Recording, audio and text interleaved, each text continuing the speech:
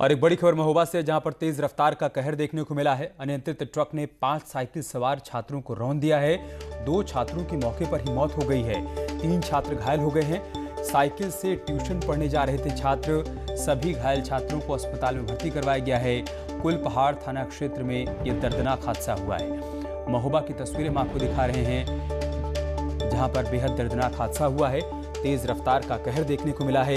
एक अनियंत्रित ट्रक ने 5 छात्रों को रौंद दिया, जिसमें से 2 छात्रों की मौत हो गई है। 3 छात्र गंभीर रूप से घायल हुए हैं। बताया जा रहा है कि सभी छात्र ट्यूशन पढ़ने जा रहे थे जब यह हादसा हुआ।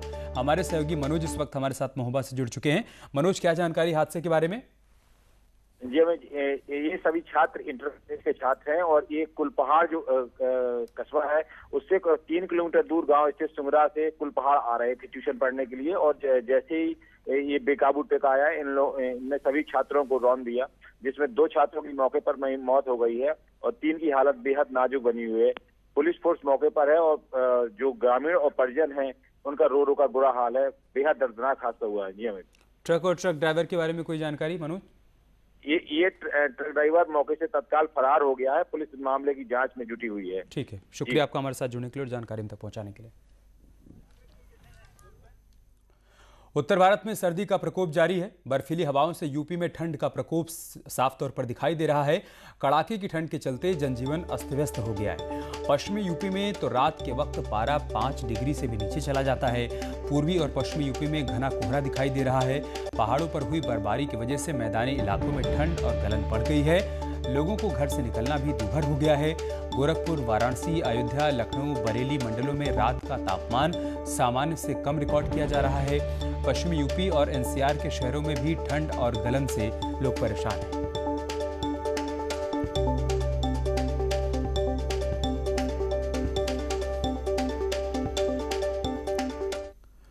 और आज मौसम का क्या हाल देखने को मिल रहा है, बताने के लिए लखनऊ से हमारे सहयोगी राजीव हमारे साथ जुड़ चुके हैं। मेरठ से निखिल हमारे साथ जुड़े हुए हैं और सिद्धार्थनगर से संवाददाता शरद हमारे साथ जुड़े हुए हैं। शरद, सिद्धार्थनगर से क्या अपडेट है? आज मौसम का क्या हाल है वहां पर? सिद्धार्थनगर नेपाल से की पहाड़ियों से बिल्कुल सटे होने के कारण ठंड का प्रकोप यहाँ पे ज़्यादा होता है। गलन और कोहरे की हालत इतनी ज़्यादा होती है कि ये ठंड पूरी जनवरी महीने तक रहती है। अलाव की व्यवस्था भी पूरी तरह से काफ़ी नहीं है। हालांकि प्रशासन ने काफ़ी जगह पे अलाव जलाया है। स्वास्थ्य मंत्री का ये गृह जनपद होने के बावजूद भी यहाँ पर सिर्फ 2 ही रैन बसेरे हैं और कोहरा इतना ज़्यादा होने की वजह से छुट्टा पशुए जो रात को या दिन में भी बाहर घूम रहे हैं, उनसे दुर्घटना होने की चांसेस भी बहुत ज़्यादा होते जा रहे हैं। जैसा कि हम देख सकते हैं, हमारे पीछे पूरी तरह से कोहरे की चादर है और यह पूरी तरह से गलन यहाँ पे पड़ रही है और यहाँ का अभी तापमान जो है वो 5 डिग्री टेम्परेचर है। जी सर। ठीक है शरद, आप बने रहे हमारे साथ। हम एक बार लखनऊ से भी अपडेट ले लेते हैं, जहाँ से राजीव हमारे साथ जुड़े हुए हैं। राजीव, राजधानी लखनऊ में क्या हाल है?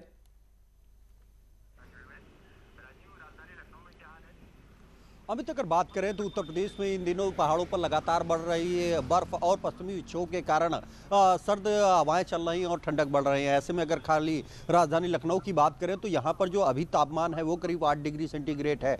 लेकिन अन्य जो जिले हैं जो कि नेपाल की सीमा से जुड़े हैं, चाहे वो सिद्धार्थनगर हो, बहराइच हो, लखीमपुर खीरी हो या फिर अन्य करीब 7 से 8 जिलों में कड़ाके की सर्द देखी जा रही है। और साथ ही साथ जो पश्चिमी यूपी के जिले हैं वहाँ पर भी तापमान 5 डिग्री से नीचे तक पहुंच जा रहा है। तो कुल मिलाकर अगर मौसम विशेषज्ञों की माने तो उनका कहना है कि ये सर्द आने वाले दिनों कई दिनों तक देखी जाएगी, क्योंकि लगातार जो बर्फबारी का सिलसिला है वो पहाड़ों पर जारी है। तो ऐसे में इसको देखते हुए योगी सरकार द्वारा कई मुकम्मल इंतजाम किए गए हैं। खुद मुख्यमंत्री योगी आदित्यनाथ ने बीते दिनों गोरखपुर में सर्द से निपटने के लिए किए गए इंतजामों को देखा था और राजधानी लखनऊ समेत आसपास के जिलों में अलाव की व्यवस्था कराई जा रही है, रैन बसेरों की व्यवस्था कराई जा रही है और सभी जिलाधिकारियों को यह निर्देश दिया गया है कि वो खुद जाकर देखें कि क्या जो रैन बसेरे बनाए गए हैं उसमें रहने की व्यवस्था है, वहां पर्याप्त कंबल हैं, लोगों के रहने के मुकम्मल इंतजाम है या नहीं। ऐसे में मुख्यमंत्री योगी आदित्यनाथ ने यह भी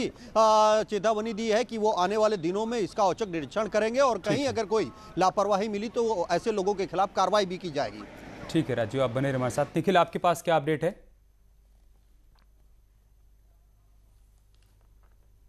देखिए, मैं आपको बता दूं कि पश्चिमी उत्तर प्रदेश पर कोल्ड अटैक हुआ है। जिस तरीके से दिल्ली, एनसीआर और पश्चिमी उत्तर प्रदेश की बात करें तो उत्तराखंड से सर्द हवाएं आ रही हैं, क्योंकि पहाड़ों पर भारी बर्फबारी हो रही है इस समय। और जिस तरीके से यहाँ रिकॉर्ड पर रिकॉर्ड टूटे जा रहे हैं, यानी पिछली जो सालों की सर्दियां हैं तो यानी कई दशकों का रिकॉर्ड यहाँ पर टूट चुका है।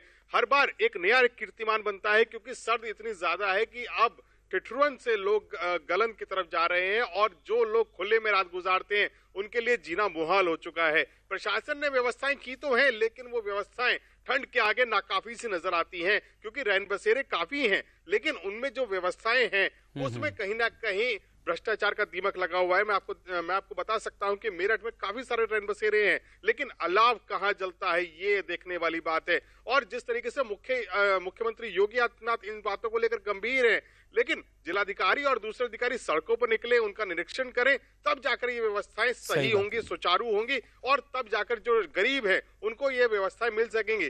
बात करें अगर ठंड की तो पारा 4 डिग्री 5 डिग्री के आसपास यहाँ पे रात में रहता है और दिन में भी कमोबेश 11-12 डिग्री के आसपास रहता है, क्योंकि ठंड इतनी ज्यादा है। पश्चिम उत्तर प्रदेश चूंकि उत्तराखंड से लगा हुआ है, ऋषिकेश और उसके ऊपर बर्फबारी का दौर जारी है, मसूरी हो या फिर और दूसरे इस वजह से मैदानी इलाकों में ठंड ज्यादा बढ़ गई है, जहां पर बर्फबारी हो रही है और वहां से सीधी हवाएं पश्चिम उत्तर प्रदेश पर कोल्ड अटैक करती हैं। ठीक है, बहुत शुक्रिया आप तीनों का हमारे साथ जुड़ने के लिए और तमाम जानकारी हम तक पहुंचाने के लिए।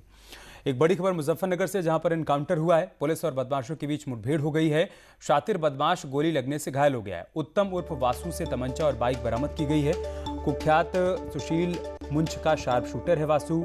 लूट और हत्या समेत 12 से अधिक केस उस पर दर्ज हैं। फिलहाल पुलिस ने उसे गिरफ्तार कर लिया है, उससे पूछताछ भी की जा रही है।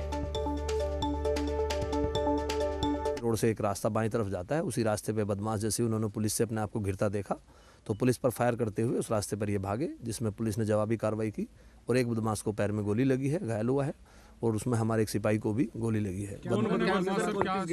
बदमाश का नाम जानकारी हुई है कि ये बदमाश सहारनपुर का रहने वाला है। उत्तम उर्फ वासु पुत्र राजकुमार, जो कि ये सदर बाजार थाना क्षेत्र का रहने वाला है और अभी जानकारी हुई है कि दर्जनों मुकदमे इस पे हैं। और एक बड़ी खबर प्रयागराज से है। यहां पर भी पुलिस और बदमाश के बीच मुठभेड़ हो गई है। बदमाश राजा बाबू के पैर में गोली लगी है। घायल बदमाश को पुलिस ने गिरफ्तार कर लिया है। एसआरएन अस्पताल में उसको भर्ती करवाया गया है। हत्या समेत कई मामलों में फरार चल रहा था। पुलिस लंबे समय से उसकी तलाश कर रही थी और आखिरकार अब वो पुलिस के हत्थे चढ़ गया। उधर मेरठ में भी 2 बदमाश गिरफ्तार किए गए हैं। पुलिस और बदमाशों के बीच यहां पर भी मुठभेड़ हुई है। शातिर बदमाश भंवर सिंह गोली लगने से घायल हो गया है। भंवर सिंह समेत 2 को गिरफ्तार किया गया है। दिल्ली के कोचिंग संचालक को गोली मारने का आरोप है। बदमाशों से गाड़ी और अवैध हथियार बरामद किया गया है।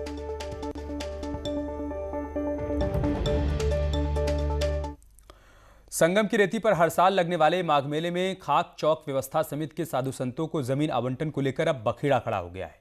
जमीन का आवंटन 2 भागों में किए जाने से नाराज साधु संत पीडीए कार्यालय परिसर में धरने पर बैठ गए हैं और खुले आसमान के नीचे धुनी रमाए हुए हैं। सैकड़ों साधु संतों के धरने पर बैठने से मेला प्रशासन के भी हाथ पांव फूल गए हैं। धरने पर बैठे खाक चौक के संतों ने पीडीए पर जमीन आवंटन में अनियमितता का आरोप लगाया है। मेला प्रशासन ने कहा कि हमें 5 दिन का समय दें। हमने कहा बिल्कुल, जो आप कहें वैसे। 23 तारीख को भूमि आवंटन के दिन सुबह बोलते हैं कि चलिए आप भूमि पूजन करिए। खाक चौक की इतनी सी जमीन यहाँ देंगे और सब 35 बीघा वहाँ देंगे। हरदोई के बिलग्राम इलाके में करीब 25 से 30 गुंडों ने एक लिमिटेड कंपनी के ऑफिस में घुसकर जमकर गुंडई की। इन लोगों ने एक युवक पर हमला करते हुए उसे जमकर मारा पीटा। पूरी वारदात वहां लगे सीसीटीवी कैमरे में कैद हो गई। आसपास के लोगों ने इनमें से 2 को पकड़ लिया, पुलिस के हवाले कर दिया। पीड़ित ने पुलिस को मामले की तहरीर दी है, जिसमें उसने 5000 रुपए छीनने का आरोप लगाया है। अपने सांडी रोड स्थित हमारी फर्म है किसान कमर्शियल के नाम से। हम लोग वहाँ पे रोज की तरह बैठे थे, अपना रोज की तरह अचानक से 20-25 लोग आते हैं और लाठी डंडों से मारपीट करना शुरू कर देते हैं। हम लोग पूछते रहते हैं कि बात क्या है, बात क्या है, बात क्या है, बताइए। बताते नहीं। हमारे यहाँ कर्मचारी जो उपस्थित थे उनको मारना पीटना शुरू करते हैं। उस संबंध में हम यहाँ थाने में तहरीर दे रहे हैं। चंदौली में वाणिज्य कर विभाग की टीम ने मसाला कंपनी के 3 ठिकानों पर छापेमारी की। 10 घंटे से अधिक समय तक चली छापेमारी में विभागीय टीम मसालों के रॉ मटेरियल की खरीद में लगने वाले जीएसटी और पैकिंग के बाद मसालों की बिक्री पर लगी जीएसटी के खेल को पकड़ने में लगी रही। करीब 55 से 60 अधिकारी और स्टाफ जीएसटी चोरी को पकड़ने में लगे रहे। छापेमारी के दौरान टीम ने तीनों ठिकानों को पूरी तरीके से सील कर दिया। सभी के आवागमन पर पूरी तरीके से पाबंदी लगा दी गई। इस छापेमारी से इलाके में हड़कंप मच गया और कई बड़े प्रतिष्ठानों के मालिक भी अपने अपने प्रतिष्ठानों को बंद कर वहां से भाग खड़े हुए।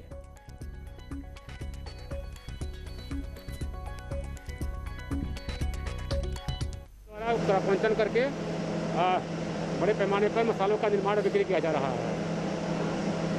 सर, टैक्स संबंधित कुछ बातें भी सामने आई हैं। हाँ, टैक्स की बात है। जो शिकायत हुई है टैक्स है, उसका आधार पे एनालिसिस किया गया है इनके डाटा का और उस आधार पे इनकी जांच की जा रही है। मथुरा स्कॉलरशिप घोटाला मामले में जिला समाज कल्याण अधिकारी को सस्पेंड कर दिया गया है। इन पर 23 करोड़ रुपए के गबन का आरोप है। साथ ही इस मामले से जुड़े अधिकारियों और कर्मचारियों के साथ संस्थाओं के खिलाफ एफआईआर भी दर्ज की गई है और इस फर्जीवाड़े में शामिल निजी कॉलेज को ब्लैकलिस्ट करने की तैयारी की जा रही है। मथुरा में छात्रवृत्ति घोटाला मामले में बड़ी कार्रवाई की गई है। दरअसल ये कार्रवाई इसलिए की गई है क्योंकि योगी सरकार करप्शन के मामले में जीरो टॉलरेंस की नीति पर काम कर रही है। ऐसे में मथुरा के जिला समाज कल्याण अधिकारी को सस्पेंड कर दिया गया। इन पर 23 करोड़ रुपए के गबन का आरोप है। इसके साथ ही इस मामले से जुड़े अधिकारियों कर्मचारियों के साथ संस्थाओं के खिलाफ एफआईआर दर्ज की गई है। इस फर्जीवाड़े में शामिल निजी कॉलेजों को सरकार ब्लैकलिस्ट में डालने की तैयारी कर रही है। दरअसल छात्रवृत्ति घोटाले की जांच 3 सदस्यीय टीम कर रही थी, जिसने 11 गैर मान्यता प्राप्त शिक्षण संस्थानों में करीब 253.29 लाख के घोटाले की बात उजागर की है। इस जांच में सामने आया कि 23 कॉलेज ऐसे हैं जिनमें 5000 से ज्यादा छात्रों ने कोर्स ही पूरा नहीं किया है। इन छात्रों के नाम पर करीब 969 लाख की छात्रवृत्ति कागजों में बांटकर पैसों का गबन कर लिया और आपस में बांटकर रफा दफा कर दिया। और अब खबर औरैया से है, जहां पर उस समय सनसनी फैल गई जब हाईवे के किनारे खड़े एक ट्रक में ड्राइवर का संदिग्ध अवस्था में शव बरामद किया गया। शव पर चोट के निशान होने के चलते लूट के बाद हत्या की आशंका जताई जा रही है। अनंतराम टोल के पास नेशनल हाईवे पर एक ट्रक को खड़ा देखकर लोगों ने पुलिस को इस बात की सूचना दी। पुलिस ने हाईवे पर जाकर देखा तो उसके अंदर एक खून से लथपथ शव पड़ा मिला। पुलिस ने फॉरेंसिक टीम को तत्काल सूचना दी। यह ड्राइवर बिहार से गत्ता लेकर मेरठ जा रहा था। एक ट्रक खड़ा है ओवरब्रिज के पास, उसमें कोई व्यक्ति नीचे पड़ा है तो तत्काल मौके पे पुलिस पहुंची और ट्रक को देखा तो उसमें एक व्यक्ति मृत्यु पाया गया, जिसको चोट लगी है, सिर में चोट लगी है और पैर के नीचे चोट लगी है और उसमें घर वालों को सूचना दी गई है। मौके पर फोरेंसिक टीम आई, उसने जाँच किया और इसके बाद आवश्यक कार्रवाई की जा रही है। या रुक एक छोटे से ब्रेक के लिए, जल्द लौटेंगे कुछ और खबरों के साथ।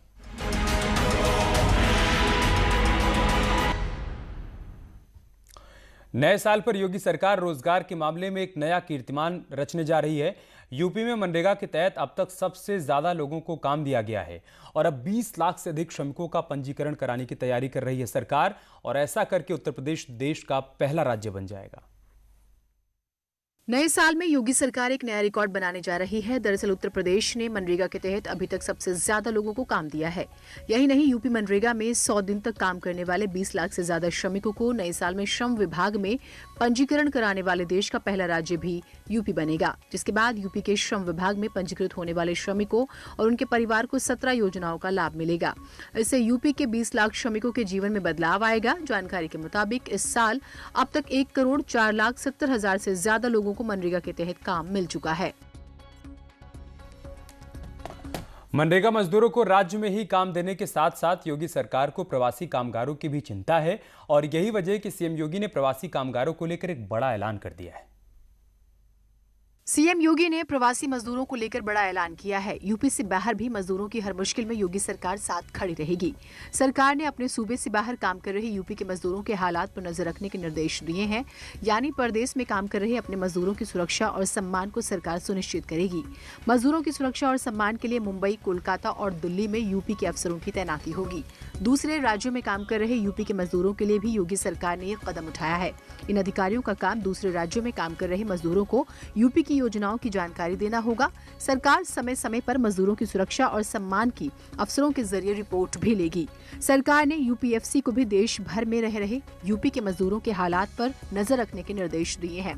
कोरोना काल में भी दूसरे राज्यों में काम कर रहे मजदूरों को योगी सरकार अपने खर्च पर वापस लाई थी। इतना ही नहीं, सरकार ने इन मजदूरों को अपने होम टाउन में भी काम देने की व्यवस्था की थी। जेल में बंद ज्ञानपुर की बाहुबली विधायक विजय मिश्रा की मुश्किलें लगातार बढ़ती जा रही हैं। उनके ऊपर एक और मुकदमा दर्ज कर दिया गया है। सरकारी जमीन पर कब्जा करने के मामले में ये FIR दर्ज की गई है। भदोही की ज्ञानपुर विधानसभा सीट से बाहुबली विधायक विजय मिश्रा की मुश्किलें लगातार बढ़ती जा रही हैं। उन पर एक और मुकदमा दर्ज किया गया। सरकारी जमीन पर कब्जा करने के मामले में राजस्व निरीक्षक की तहरीर पर भदोही जनपद के ऊंट थाने में विधायक पर धारा 447 के तहत FIR की गई है। पूरा मामला इसमें यह है कि नौधन में उन्होंने करीब 6,000 वर्ग मीटर जमीन कब्जा कर रखी थी, जो गाँव सभा की जमीन थी। इस पर उनको नोटिस दिया गया था जिलाधिकारी महोदय की तरफ से।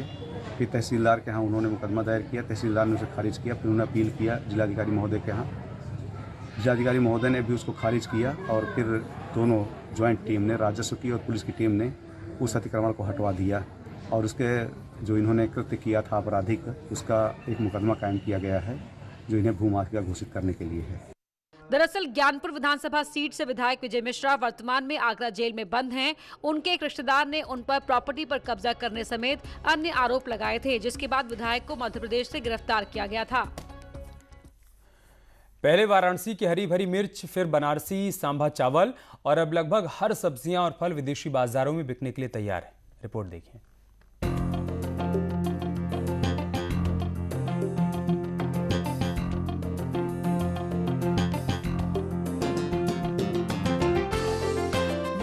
नहीं जब बनारसी मिट्टी में किसान की मेहनत और पसीने से पैदा होने वाली फसल का जायका दुनिया के हर कोने में आपको देखने और चखने को मिल सकेगा। बनारसी किसानों के ग्लोबल बाजार से जुड़ते सफर पर अगर नजर डालें तो कोरोना काल सबसे पहले याद किया जाएगा। मई में पहली बार बनारस से 3 मीट्रिक टन लंगड़ा आम दुबई निर्यात किया गया। दुबई से बनारसी लंगड़े आम की खुशबू लंदन पहुंची और फिर अगले ही महीने जून में 1.2 मीट्रिक टन आम लंदन निर्यात किया गया।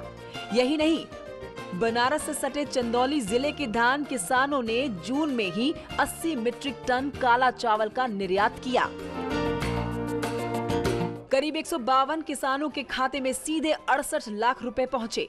अभी हफ्ते भर पहले ही बनारस के सांभा चावल को कतर भेजा गया। बनारस में एग्रो एक्सपोर्ट हब बनाने की दिशा में एक और महत्वपूर्ण कदम उठाते हुए सरकार ने 3 दिन पहले ही एपीडा का कार्यालय बनारस में खोला। अब काशी के केला, आंवला और फूलों को भी विदेशी बाजार में भेजा जाएगा।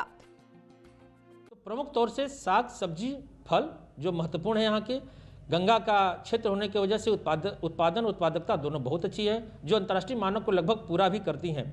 इसीलिए अंतर्राष्ट्रीय बैठक का आयोजन किया जा रहा है जिससे उनको हम बता सकें। दूसरी बात है कि यहाँ पे जो किसानों को जो लाभ हो रहा है, जैसा मैंने आपको पूर्व में ही बताया, सरकार बनारस को एग्रीकल्चर एक्सपोर्ट और फूड प्रोसेसिंग के अहम केंद्र बनाने के लिए बुनियादी ढांचे को मजबूत कर रही है, जिससे किसान भी तरक्की के सफर पर कदम ताल कर सके।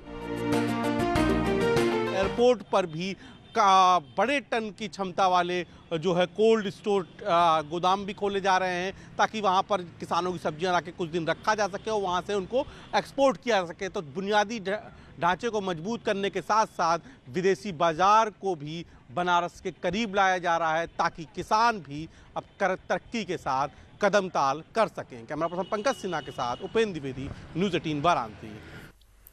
और चलिए इसके साथ इस बुलेटिन में इतना ही। खबरें जारी हैं, आप बने रहिए हमारे साथ। नमस्कार।